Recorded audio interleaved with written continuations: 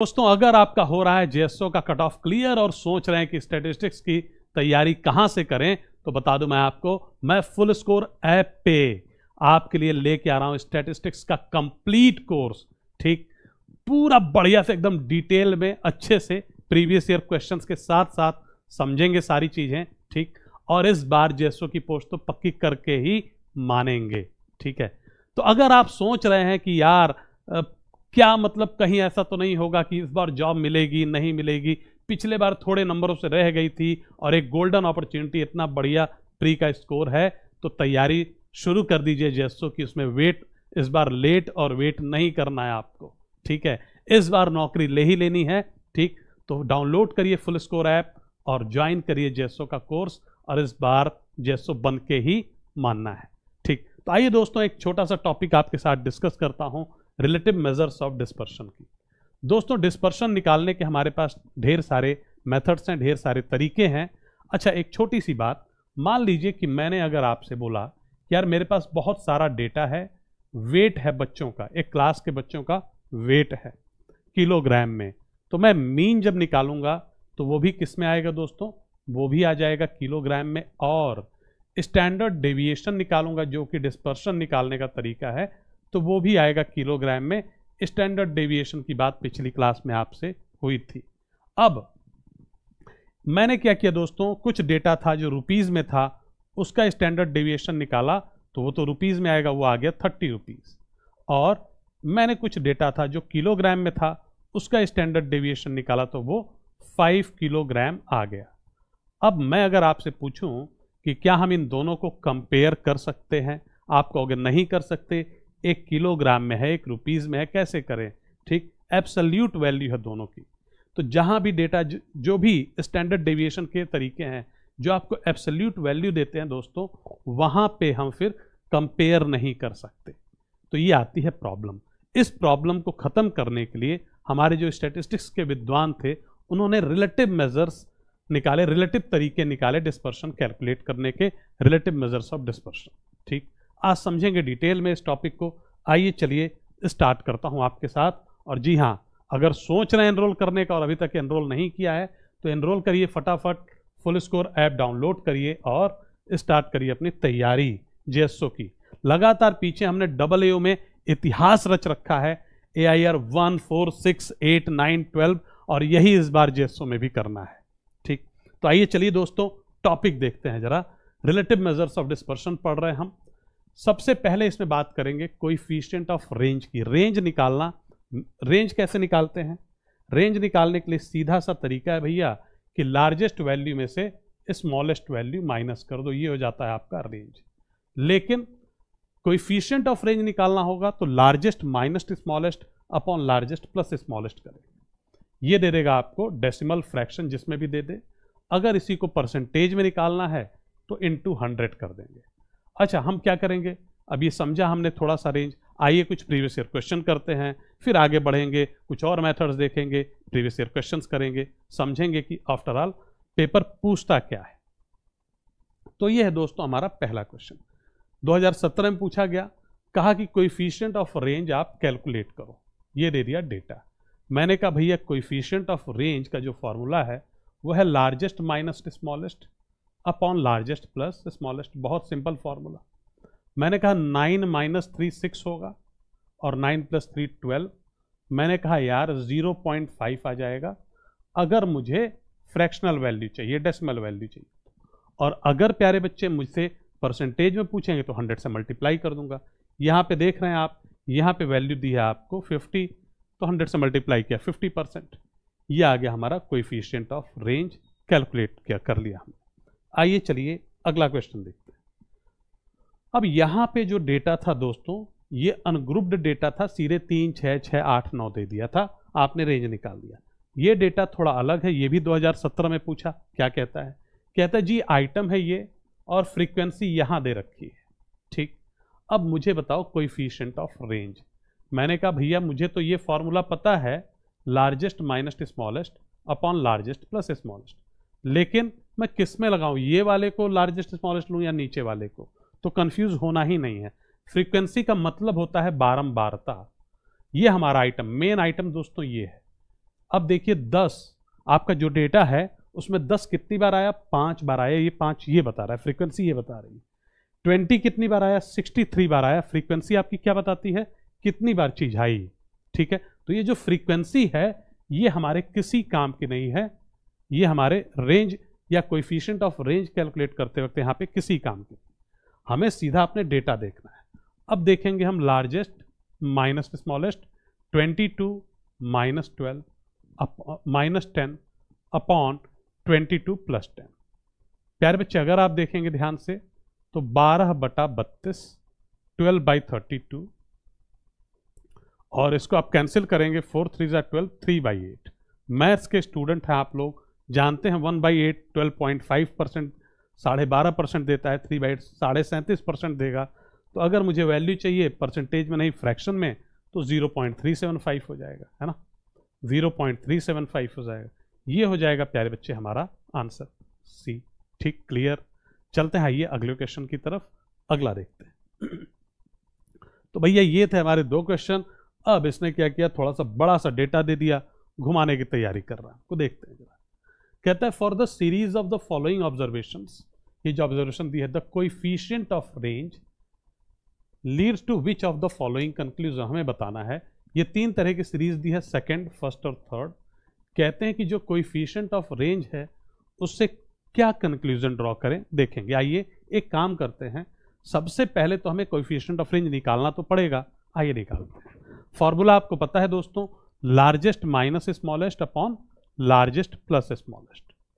अब आपने कहा कि भैया इसमें से देखते हैं जरा, लार्जेस्ट 18 है, स्मॉलेस्ट 2 है, सेकंड की बात कर रहा हूं।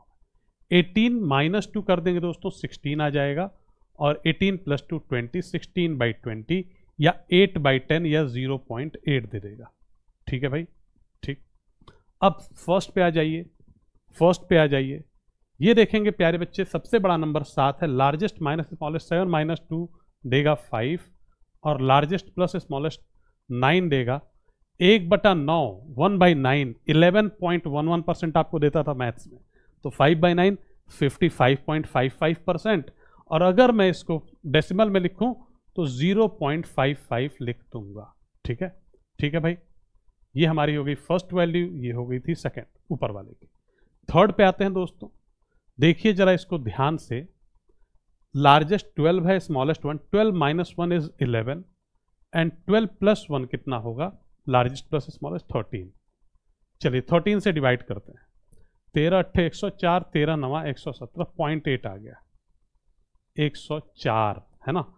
अभी बच रहा है कुछ, तो 0.8 समथिंग आएगा, 0.8 समथिंग आएगा, निकालने की जरूरत नहीं, यहां पे प्रॉपर 0.8 आ गया था। तो अगर मैं आपसे पूछूं कि सबसे मतलब जो आपने निकाला कोएफिशिएंट ऑफ रेंज, तो सबसे बड़ी वैल्यू कौन सी आई है, आप कहेंगे सर ये वाली सबसे बड़ी वैल्यू, और सबसे छोटी वैल्यू ये वाली।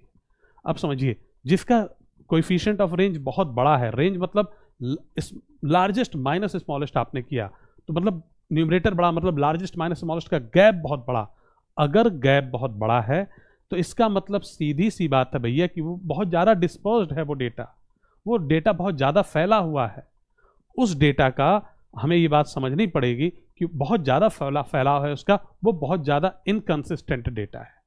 ठीक, जिसका जितना कम होता है डिस्पर्शन, वो डेटा उतना ही क्या रहेगा, कंसिस्टेंट रहेगा। बात समझ में आई? तो आइए देखते हैं।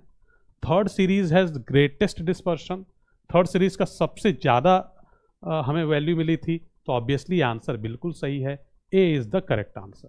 First series has greatest dispersion, नहीं भाई, फर्स्ट सीरीज का कम था, ये गलत हो गई बात। कांट मेक अ कंपैरिजन, बिल्कुल कंपैरिजन कर सकते हैं, क्योंकि हमारे पास डेसिमल में आया, परसेंटेज में आ रहा है, तो हम बिल्कुल कर सकते हैं, कोई दिक्कत नहीं। Second series has greatest, no not at all, right. So only third series has greatest dispersion, या कह सकते हैं the data of third series is the most क्या, इनकंसिस्टेंट। ठीक, चलिए आइए देखते हैं दोस्तों। अब ये जो अभी आपने पीछे देखा था, कोएफिशिएंट ऑफ रेंज की बात हुई, अब हम देखेंगे कोएफिशिएंट ऑफ वेरिएंस। ठीक है, चलिए आइए कोएफिशिएंट ऑफ वेरिएशन देखते हैं। ठीक है, कोएफिशिएंट ऑफ वेरिएशन हम निकालते हैं स्टैंडर्ड डेविएशन पे। फॉर्मूला होता है standard deviation upon arithmetic mean into 100। अगर वो किस में है, अगर परसेंटेज में है तो 100 लगेगा, नहीं तो 100 लगाने की जरूरत नहीं है अगर फ्रैक्शन में है तो। ठीक है, तो standard deviation upon arithmetic mean generally वो परसेंटेज में ही रहता है ये वैल्यू, कोएफिशिएंट ऑफ वेरिएशन, इसलिए हम लगा लेते हैं। अच्छा एक चीज और, स्टैंडर्ड डेविएशन जो होता है दोस्तों वो स्क्वायर रूट ऑफ वेरिएंस होता है, ये ध्यान रखिएगा, स्क्वायर रूट ऑफ वेरिएंस होता है। ठीक, राइट। चलिए आइए आगे चलते हैं, देखते हैं कुछ क्वेश्चंस इसी फॉर्मूले पे। कहते हैं if standard deviation of a data is 10, मैंने कहा स्टैंडर्ड डेविएशन को एचडी लिख देते हैं, सिग्मा भी लिख सकते हैं, of a data is 10 and the coefficient of variation is 50, coefficient is how much 50, then the mean of the data is what. मैंने कहा भैया कोएफिशिएंट का फॉर्मूला क्या है? कोएफिशिएंट का फॉर्मूला होता है दोस्तों standard deviation upon mean into 100, standard deviation upon arithmetic mean into 100। ठीक है भाई, ये होता है फॉर्मूला। अब डालते हैं जरा, 50 यहां आ गया कोएफिशिएंट बराबर स्टैंडर्ड डेविएशन कितना है दोस्तों 10, ये फॉर्मूला किसका है? कोएफिशिएंट का। ठीक है, अपॉन अरिथमेटिक मीन ले लीजिए, यही तो हमें निकालना है, इनटू 100। ठीक, तो देखिए कितना सिंपल सा क्वेश्चन है, सिर्फ वैल्यू पुटिंग है, 50 दूनी 100, अरिथमेटिक मीन बराबर 20, तो 20 will be the correct answer. सीधे वैल्यू पुटिंग आपको करनी है, सीधे आंसर आया। ठीक, क्लियर। आइए अगला क्वेश्चन देखते हैं दोस्तों। अगला क्वेश्चन ये है कि mean of a certain set of data is 16। क्या कहा इन्होंने? मीन क्या है 16 और वेरिएंस दे रखा है 4। हमसे कहते हैं कोएफिशिएंट ऑफ वेरिएशन निकालो। मैंने कहा भैया कोएफिशिएंट ऑफ वेरिएशन का जो फॉर्मूला है दोस्तों वो है standard deviation upon arithmetic mean into 100। अच्छा देख रहे हैं आप, बार बार मैं फॉर्मूला लिख देता हूं, मैं इसलिए लिख देता हूं, मैं खुद भी चाहता हूं यार ये जितनी बार आप लोग भी क्वेश्चन करें फॉर्मूला जरूर लिखें। ठीक है, इसमें टाइम लगता नहीं लेकिन बड़ा काम देता है, मतलब एकदम दिमाग में सेट हो जाता है बार बार करने से। ठीक है, अब देखेंगे दोस्तों यहां पे हमें मीन तो दे रखा है लेकिन स्टैंडर्ड डेविएशन नहीं दिया है। ठीक है, लेकिन हमें वेरिएंस दे रखा है। अच्छा, स्टैंडर्ड डेविएशन होता है दोस्तों, मैंने आपको अभी थोड़ी देर पहले बताया था, under root of variance, under root of variance. ठीक, तो अंडर रूट ऑफ 4 बराबर कितना आ जाएगा दोस्तों 2, ये आ गया हमारा स्टैंडर्ड डेविएशन। अब हमें कोएफिशिएंट ऑफ वेरिएशन निकालने से कोई नहीं रोक सकता। स्टैंडर्ड डेविएशन आ गया 2, अरिथमेटिक मीन है प्यारे बच्चे हमारी 16, इनटू 100 कर देंगे, राइट। तो 1/8 आ जाएगा, 1/8 देता है दोस्तों हमें, 100 से कर ही रखा है, 12.5%, 12.5%, 12.5%, that is our coefficient of variation. ठीक, that is our coefficient of variation. प्यारे बच्चे चलेंगे हम आगे, आइए चलिए अगला क्वेश्चन देखते हैं। ठीक है, अगला, for the recorded observation the coefficient of variation is 0. Coefficient of variation दे दिया and the variance is 16, the arithmetic mean is, ये 2018 में पूछा, बिल्कुल सेम क्वेश्चन सर क्यों लिया आपने? अरे करो तो साथ में जरा, एक बार करो तो सही, लिया है तो जरूर कोई कारण हो। ठीक है, आइए देखते हैं। अच्छा प्यारे बच्चे एक चीज क्लियर है, कोएफिशिएंट ऑफ वेरिएशन दिया है, वेरिएंस दिया है, कोएफिशिएंट ऑफ वेरिएशन का फॉर्मूला पता है, standard deviation upon arithmetic mean into 100। ठीक है, standard deviation upon arithmetic mean into 100, ये है दोस्तों हमारा कोएफिशिएंट ऑफ वेरिएशन का फॉर्मूला। ठीक, लेकिन अब arithmetic mean, standard deviation missing है। स्टैंडर्ड डेविएशन होता है root of variance, root of variance, और यहां पे वेरिएंस दिया है दोस्तों हमें 16, तो यहां पे कितना आ जाएगा भैया? ये आ जाएगा 4, रूट ऑफ 16 4।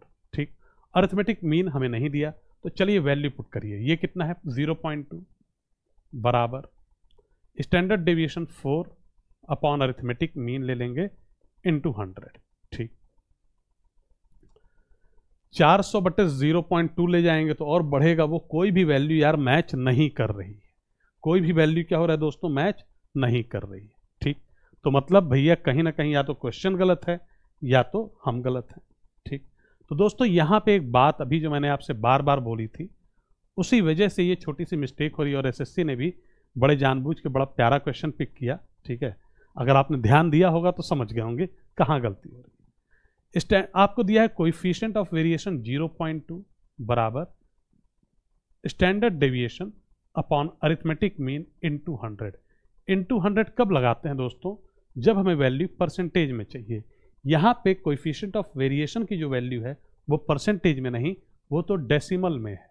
ये वाली वैल्यू डेसिमल में है, ठीक। तो यहाँ पे नहीं लगाएंगे मेरे भाई, यहाँ पे फिर इनटू 100 नहीं लगाएंगे। क्यों? क्योंकि वैल्यू डेसिमल में है। अदरवाइज वो वैल्यू हमें परसेंटेज में मिलती है, ठीक। तो एक काम करिए, अब अरिथमेटिक मीन जरा देखिए कितना होगा। आप कहेंगे 4/0.2, तो ये डेसिमल हटाओ, इधर 0 बढ़ाओ, 2 20 से 40 20, अरिथमेटिक मीन बराबर आ गया 20। 20 दोस्तों हो जाएगा आपका आंसर, ठीक। तो एक प्यारा सा क्वेश्चन पूछा था एसएससी ने। आइए चलिए अगला क्वेश्चन देखेंगे, ठीक। चलिए, तो दोस्तों ये हमारा अगला क्वेश्चन क्या कहता है समझते हैं। मीन और स्टैंडर्ड डेविएशन, मीन और स्टैंडर्ड डेविएशन दोस्तों हमें दे रखा है। 3 बैट्समैन ABC हैं, इन्होंने 9 मैचेस खेले हैं और वो डेटा दे रखा है। 9 मैचेस खेले तो उनका मीन निकाल के दे दिया, उनके स्कोर का A, B और C के, और उनका स्टैंडर्ड डेविएशन भी निकाल दिया, ठीक है। कहता है कि इनको कंपेयर करो। तो मैंने आपसे कहा था कंपैरिजन स्टैंडर्ड डेविएशन से तो कर नहीं सकते हम। क्या चाहिए हमें? हमें चाहिए कोएफिशिएंट ऑफ वेरिएशन, जो स्टैंडर्ड डेविएशन से निकालते हैं, ठीक है। तभी हम कर पाएंगे, अदरवाइज नहीं कर पाएंगे। तो हमने कहा चलो पहले का निकालते हैं, कोएफिशिएंट ऑफ वेरिएशन। फॉर्मूला तो हमें पता है, standard deviation upon mean into 100 होता है। Standard deviation upon mean into 100 होता है। मैंने कहा 4/40, मैं यहीं लिख देता हूं यार, कोएफिशिएंट ऑफ वेरिएशन 4/40 कितना देगा दोस्तों? 1/10। तो हम कह सकते हैं 10% दे रहा है, ठीक है। डेसिमल में चाहें तो 0.1 भी लिख सकते हैं, ठीक है। 0.1 जैसे चाहो लिख लो। अब आप देखिए 8/64 स्टैंडर्ड डेविएशन, 1/8 आएगा 12.5%, ठीक है। 12.5%, 12.5% आ रहा है कोएफिशिएंट ऑफ वेरिएशन। चाहे तो हम डेसिमल में भी लिख सकते हैं 0.125। अब आइए जरा 12/72, 12/72, 1/6, ये कितना देगा प्यारे बच्चे? आप खुद बोलिए। आप कहेंगे 16.67%, 16.67%। अब मुझे बता दीजिए सबसे ज्यादा कोएफिशिएंट ऑफ वेरिएशन की वैल्यू किसकी आ रही है? ये लास्ट वाले की आ रही है, और सबसे कम आ रही है दोस्तों फर्स्ट वाले की। तो आइए कंपेयर करना शुरू करते हैं। क्या कह रहे हैं? ए इज द मोस्ट कंसिस्टेंट। ए की वैल्यू भैया कोएफिशिएंट ऑफ वेरिएशन सबसे कम है, ठीक है। मतलब A is the most consistent, बात सही है, कोई दिक्कत नहीं। C is the most consistent, नहीं यार, C is the most inconsistent, तो ये तो गलत हो गया। B is more consistent, no not at all. सबसे छोटी वैल्यू किसकी है? सबसे छोटी वैल्यू है मेरे भाई कोएफिशिएंट ऑफ वेरिएशन की, तो ए के केस में आ रही है। सो ए इज द मोस्ट कंसिस्टेंट, या हम कह सकते हैं ए में बहुत ज्यादा वेरिएशन नहीं है ए के डेटा में, ठीक है। आइए चलिए दोस्तों, मतलब ए ने हमेशा ठीक ठाक स्कोर किया, ऐसा नहीं कि कभी 0 पे आउट हो गया, कभी 100 मार दिया, 3 मैच में 0 पे आउट है और उठा के उसके बाद दो मैच में 100 मार दिए, ऐसा नहीं है। वो राहुल द्रविड़ है, हमेशा रन बनाया है, ठीक है। तो दैट इज द केस, ठीक। आइए चलिए आगे चलते हैं दोस्तों। अगला क्वेश्चन देखते हैं। फैक्ट्री ए और फैक्ट्री बी है, इन्होंने कुछ लोगों को काम पे रखा है, इतने लोगों को, ठीक है, देख लेंगे। एवरेज सैलरी दे रखी है प्यारे बच्चे एम्प्लॉय की, ये रही, और एवरेज सैलरी फैक्ट्री बी में एम्प्लॉय की इतनी। Standard deviation in paying the individual salary, ये स्टैंडर्ड डेविएशन है और ये स्टैंडर्ड डेविएशन, ठीक है। Which factory has greater variability in paying individual salary. Greater variability मतलब किसके में ज्यादा वेरिएशन आता है हमेशा, मतलब मीन से इधर उधर भागते हैं ये लोग। कैसे पता चलेगा? कोएफिशिएंट ऑफ वेरिएशन निकालेंगे, ठीक है। तो चलिए ए के लिए निकालते हैं कोएफिशिएंट ऑफ वेरिएशन। फॉर्मूला प्यारे बच्चे आपको पता है, एक बार मैं फॉर्मूला दोबारा लिख देता हूं। Standard deviation upon arithmetic mean into 100, ठीक है, ठीक है। आइए निकालते हैं जरा, आप देखेंगे जरा, तो भैया ए की 34.5 रुपए और इनका स्टैंडर्ड डेविएशन कितना है? 5 रुपए, तो 5/34.5 यही आ रहा है दोस्तों। या मैं कह सकता हूं 10/10/69, ठीक है, 10/69। देख लेंगे, अभी जो भी करना होगा कर देंगे। अब आते हैं जरा अगले पे, बी पे। तो बी का जरा स्टैंडर्ड डेविएशन निकालते हैं दोस्तों।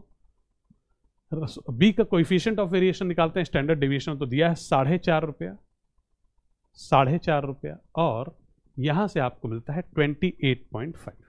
ठीक, 28.5।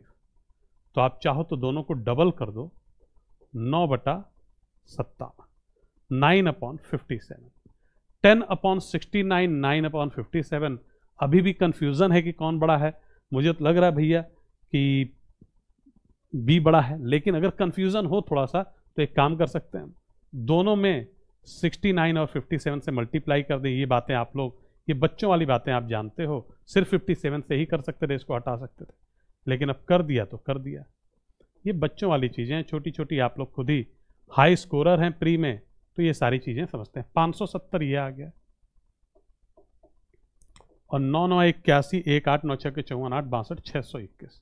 तो आप प्यारे बच्चे देख सकते हैं इसकी वैल्यू ज़्यादा आ गई, 621 आ गई बी के केस में। तो मतलब भैया बी का जो है कोएफिशिएंट ऑफ वेरिएशन की वैल्यू ज़्यादा आ रही है बी के केस में। अब बी के केस में अगर ज़्यादा आ रही है तो फिर क्या मतलब है इसका? मतलब बी का डेटा जो है वो ज़्यादा इनकंसिस्टेंट है। ठीक है ना? तो आइए देखते हैं, data insufficient to answer question. नहीं भाई, ऐसा नहीं है। पूछ रहे थे कौन सा ज़्यादा वेरिएबिलिटी किस में ज़्यादा है ना?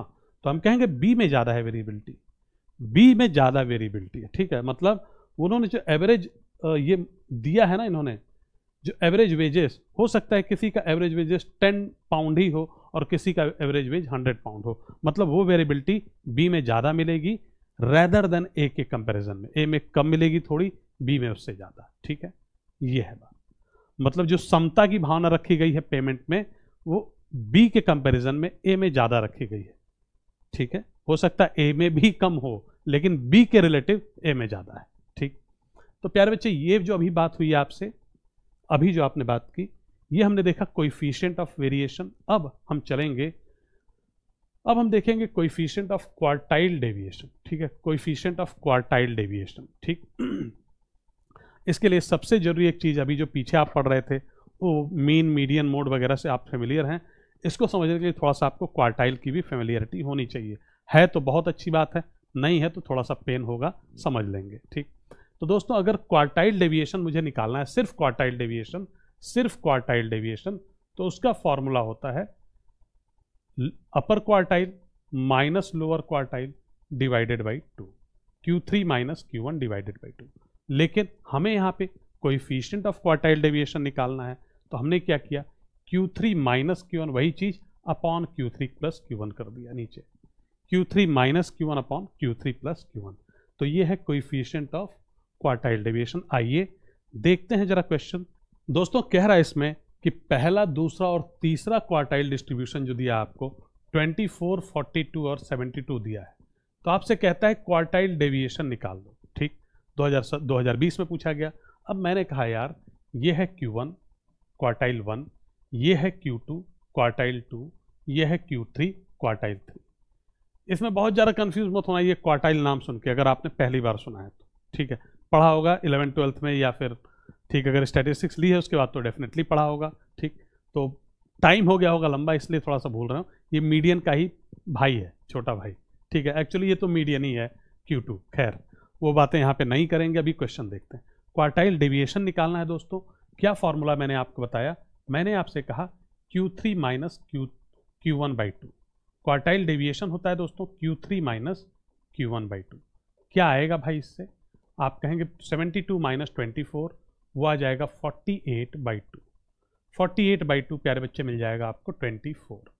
ये आ गया क्वार्टाइल डेविएशन। लेकिन इसी तरह का बिल्कुल क्वेश्चन दोस्तों 2021 में पूछा गया, मैंने नहीं लिया अलग से उसको, मैंने कहा इसी में समझाएंगे उसको। वहाँ पे सेम डेटा दिया गया, इसी तरह का 3 आपको क्वार्टाइल डिस्ट्रीब्यूशंस दे दिए गए। ठीक है, और कहा गया आपसे कि आप कोएफिशिएंट ऑफ क्वार्टाइल डेविएशन निकालिए। क्या बोला? कोएफिशिएंट ऑफ क्वार्टाइल डेविएशन निकालिए। तो अब कोएफिशिएंट ऑफ क्वार्टाइल डेविएशन दोस्तों कैसे निकलेगा? उसके लिए जो हमारा फॉर्मूला है प्यारे बच्चे वो है Q3 minus Q1 upon Q3 plus Q1। यही है भाई, Q3 minus Q1 upon Q3 plus Q1। तो प्यारे बच्चे देखना ध्यान से, Q3 माइनस Q1 72 माइनस 24 48 और 72 प्लस 24 कितना होगा दोस्तों, वो हो जाएगा 96। 48/96 आप लेते हैं तो यहाँ आ जाता है 1/2, ठीक है, या आप कहते हैं 0.5। तो अगर ये क्वेश्चन भी होता है इसमें तो आप इसका भी आंसर दे देते। ठीक, आइए आगे चलते हैं। कहते हैं अगर क्वार्टाइल रेंज 36 है then the quartile deviation is what. तो एक नई बात पता चली यहाँ पे कि भैया कुछ क्वार्टाइल रेंज भी होता है। ठीक है, तो समझिए जरा, इंटर क्वार्टाइल रेंज बोलते हैं या क्वार्टाइल रेंज, क्या बोलते हैं, इंटर क्वार्टाइल रेंज या क्वार्टाइल रेंज बोलते हैं दोस्तों। और ये जो होता है प्यारे बच्चे, ये होता है Q3 माइनस Q1। ठीक है, क्या होता है, Q3 माइनस Q1, राइट। और जो आप क्वार्टाइल डेविएशन निकालते हैं वो क्या आता है, वो आता है Q3 माइनस Q1/2, आधा हो जाता है। तो सर्किल जैसे होती है, सेमी सर्कल आधा सर्कल, तो सेमी इंटर क्वार्टाइल रेंज बोलते हैं उसको। क्या बोलते हैं, semi inter quartile range, semi inter quartile range, इसी को बोल देते हैं क्वार्टाइल डेविएशन। ठीक है, राइट, बात समझ में आई। अब देखते हैं, क्वार्टाइल रेंज आपको दी है तो क्वार्टाइल डेविएशन निकालने को कह रहा है। भैया Q3 माइनस Q1 आपको दे रखी है, Q3 माइनस Q1 आपको दे रखी है, यही है दोस्तों ये 36। तो Q3 माइनस Q1/2 क्या हो जाएगा, आप बता दो। आप कहोगे सर 18 हो जाएगा। 18 इज द करेक्ट आंसर। ठीक, कोई दिक्कत नहीं, बहुत ही सिंपल सा क्वेश्चन। बस टर्मिनोलॉजी से फेमिलियर रहेंगे, थोड़ी सी प्रैक्टिस है तो बड़े आराम से अच्छे मार्क्स लेके आएंगे एग्जाम में। ठीक, आइए देखते हैं। अब कहते हैं इंटर क्वार्टाइल रेंज क्या एक्सक्लूड कर देता है। ठीक, अच्छा नाम से समझिए, मीडियन जो था कहाँ आता था, बीच में, मिडिल मोस्ट, पूरे डेटा को 2 इक्वल पार्ट्स में डिवाइड कर देता था। ये है क्वार्टाइल, क्वार्टर टाइप का। क्वार्टर क्या होता है, 1/4। तो ये जो है पूरे डेटा में दोस्तों, जितना भी पूरा डेटा होगा ऐसे, ठीक है, तो ये जो क्वार्टाइल होते हैं ये टोटल 3 क्वार्टाइल्स आते हैं। ठीक है, 1 2 3, इसको हम बोलते हैं Q1, ये है दोस्तों Q2, और फिर ये आ गया Q3। पूरे डेटा में 3 क्वार्टाइल्स आते हैं और ये डेटा को 4 इक्वल पार्ट में बांट देते हैं।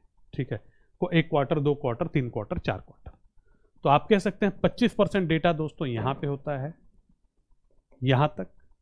इसके आगे 25% डेटा यहां तक होता है, यहां तक। 25% डेटा यहां होता है दोस्तों, यहां तक, और 25% यहां होता है। ये बात तो समझ में आ गई।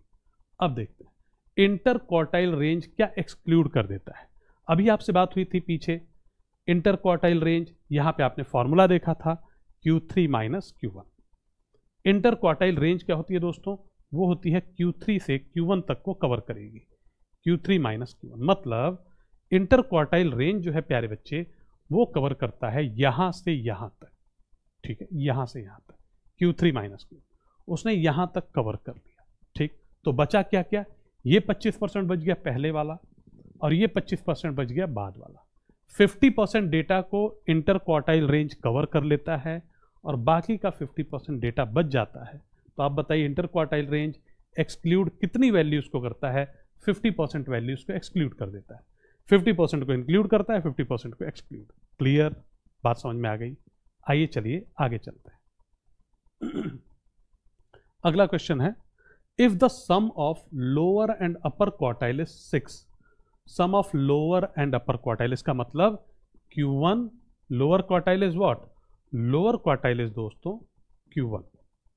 कहते हैं Q1 plus Q3, Q1 plus Q3 जो है वो दोस्तों 6 है, right. And quartile deviation is 1.5, मतलब Q3 माइनस Q1/2 1.5 है।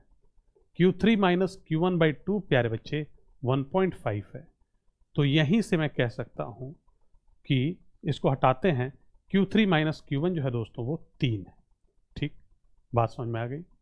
आपसे क्या पूछ रहे हैं, कोएफिशिएंट ऑफ क्वार्टाइल डेविएशन पूछ रहे हैं। Coefficient of quartile deviation, coefficient of quartile deviation. ठीक है दोस्तों, अब देखिए जरा, ये होता है Q3 minus Q1 upon Q3 plus Q1, Q3 minus Q1 upon Q3 plus Q1। What is that my dear friend, आप देखना ध्यान से, 3/6 आप कह सकते हैं कि 0.5 या 50%, जो भी ये बोलेंगे भाई साहब। तो इन्होंने बोला है कि 0.5 हमारे पास है। मैंने कहा लो, 2021 में पूछा था इन्होंने, सिंपल सा क्वेश्चन था, फॉर्मूला याद हो, थोड़ी सी प्रैक्टिस हो, फट से नंबर मिलेंगे। ठीक है, तो नंबर सारे बटोर लेने हैं, छोड़ने हैं नहीं एक भी। तैयार रहिए। For the data set with the following observations, the first and second quartiles are. अरे मेरे भाई, इतना बड़ा डेटा दे दिया, कहते हैं कि पहला और दूसरा क्वार्टाइल। मैंने कहा यार काउंट कर लो और फिर निकालो। ठीक है, तो इस क्वेश्चन में दोस्तों जो दिक्कत आती है वो ये आएगी, जो गलती हो सकती है, डेटा देख के अचानक से टाइम कम हो, कि आप ऐसे ही क्वार्टाइल कैलकुलेट करने लगे। नहीं, सबसे पहला काम कसम खा लेनी है, मीडियन हो क्वार्टाइल हो, सबसे पहले डेटा को अरेंज करेंगे असेंडिंग ऑर्डर में। ठीक है, तो सबसे पहला काम क्या करेंगे दोस्तों? सबसे पहला काम आप करेंगे प्यारे बच्चे कि इस डेटा को आप असेंडिंग ऑर्डर में अरेंज कर देंगे। ठीक है, तो फटाफट करिए जरा। ये थोड़ा सा अलग क्वेश्चन है।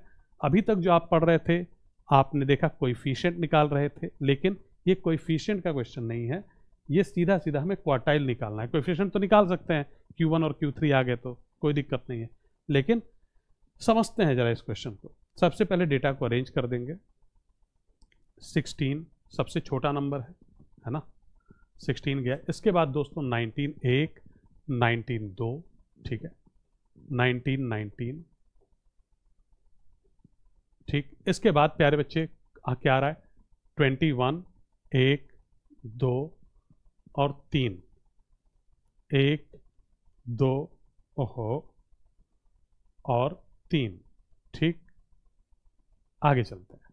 अब देखते हैं ये 1 2 2 3 4 5 6, 6 ही है, 7, 7 बार तो 22 है भैया। 1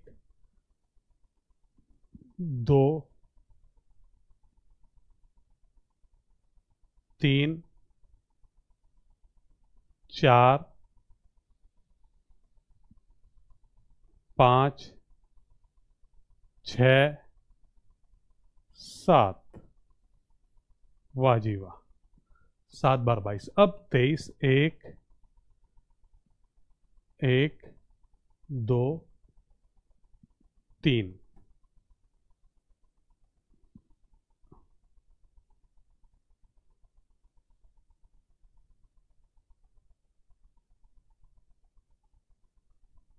ठीक, 23 इतना हो गया। अब क्या क्या बचा? 26 24 और 26, 24 26। ठीक है दोस्तों, सबसे पहला काम, अगर ये मिस्टेक कर दिया आपने ना कि डेटा को अरेंज नहीं किया, तो यार नंबर चले जाएंगे 2 नंबर। ठीक है, आइए देखते हैं। राइट, 24 भी ले लिया हमने, 26 भी ले लिया, है ना, सब ले लिया। कितने नंबर थे टोटल देख लेते हैं। 1 2 3 4 5 6 7 8 9 10 11 12 13 14 15 16 17 18, गिन लेते हैं अपने। 1 2 3 4 5 6 7 8 9 10 11 12 13 14 15 16 17 18 18, ठीक है।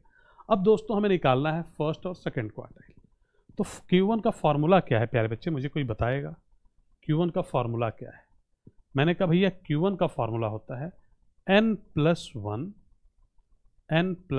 Upon fourth term, n+1 upon fourth term. ठीक है, तो 18 + 1 19, 18 टोटल डेटा था, 18 + 1 19, 19/4 करते हैं प्यारे बच्चे, क्या मिलेगा? 4.75, है ना, 4.75 टर्म। ठीक है, अब इस केस में क्या करते हैं हम दोस्तों, ध्यान से देखिएगा। इस केस में हम क्या करते हैं, हम फोर्थ टर्म लेते हैं। कौन सी टर्म लेते हैं? फोर्थ लेंगे और 0.75 of fifth minus fourth,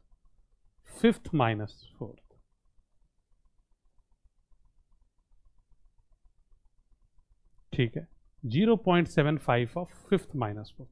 fourth term देखते हैं दोस्तों, 1 2 3, चौथा ये टर्म है, तो हम ले लेंगे 21 ले लेंगे और 0.75 ऑफ फिफ्थ माइनस फोर्थ, तो वो तो 0 मिल जाएगा, 21 - 20। इसकी वैल्यू मिल जाएगी 21 माइनस 21, तो ये 0 हो जाएगा। तो हमारा Q1 आ गया दोस्तों 21। Q1 कितना आ गया प्यारे बच्चे? 21। ठीक है, 21 is our final answer for Q1। दो में वैल्यू मिल रही है 21, इसमें और इसमें। देखते हैं अब कौन सा सही है Q2 के लिए। तो Q2 में दोस्तों यही हमारा फॉर्मूला था, n/1/2th टर्म, n+1/2th टर्म।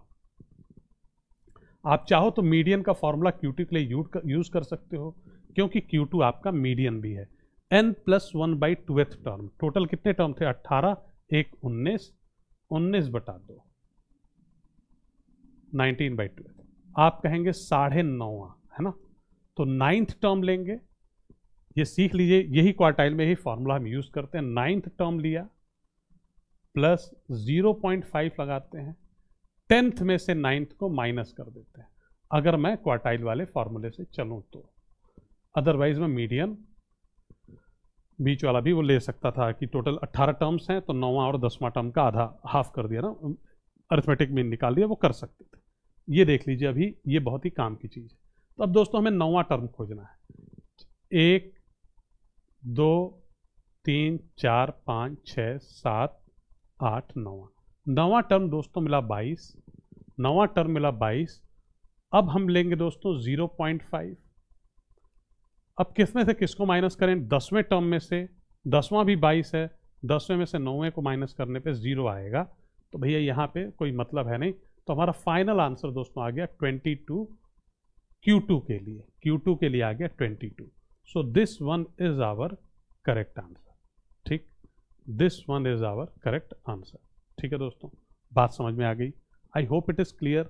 तो ये फॉर्मूला हमारा क्वार्टाइल निकालने का है। Q1 निकालना हो तो n+1/4, Q2 निकालना हो 2 ब्रैकेट n+1/4, और Q3 निकालना हो तो 3 ब्रैकेट n+1/4। ठीक है दोस्तों, ये हो जाता है। ठीक, सो आई होप क्लियर है। आइए चलिए देखते हैं दोस्तों, क्वार्टाइल डेविएशन का बड़ा ही प्यारा क्वेश्चन CGL 2021 में पूछा गया। आइए देखेंगे इसको।